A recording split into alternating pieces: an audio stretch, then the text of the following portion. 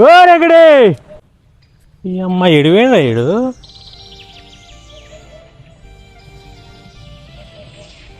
ఏందిరా కాగితాలు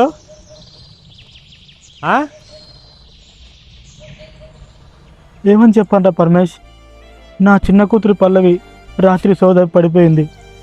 పట్నంలో పెద్ద హాస్పిటల్ తీసుకెళ్తే ఏదో మెదడు ఇన్ఫెక్షన్ అంటున్నారు. వెంటనే ఆపరేషన్ చేయకపోతే పాప బతకదంటుర్రా. ఇప్పుడే లక్షల్లో డబ్బులు కట్టమంటున్నారు. ఏం చేయాలో తోచట్లేదురా.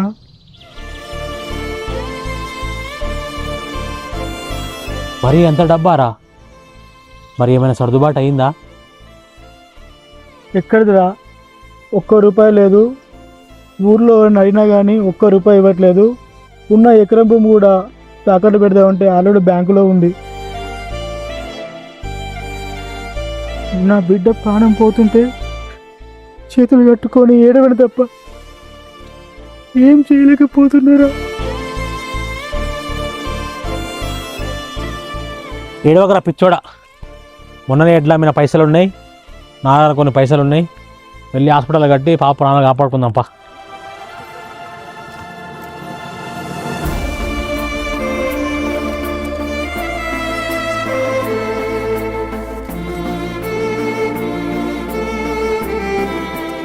గుర్తుపెట్టుకో వెంకటి, బాణొస్తుందని ముందే గొడుగును పెట్టుకుంటాం, పంటకు తెగలు రాకముందే మందు చల్లుకుంటాం. కానీ మన ప్రాణానికి కవచం లాంటి ఒక హెల్త్ ఇన్సూరెన్స్ ఎందుకు తీసుకోము? ఒకే ఒక రోగం వస్తే ఏళ్ల తరబడి కష్టం, ఆస్తులు అన్నీ చివరికి మన పరువు కూడా రోడ్డున పడాల్సిందేనారా?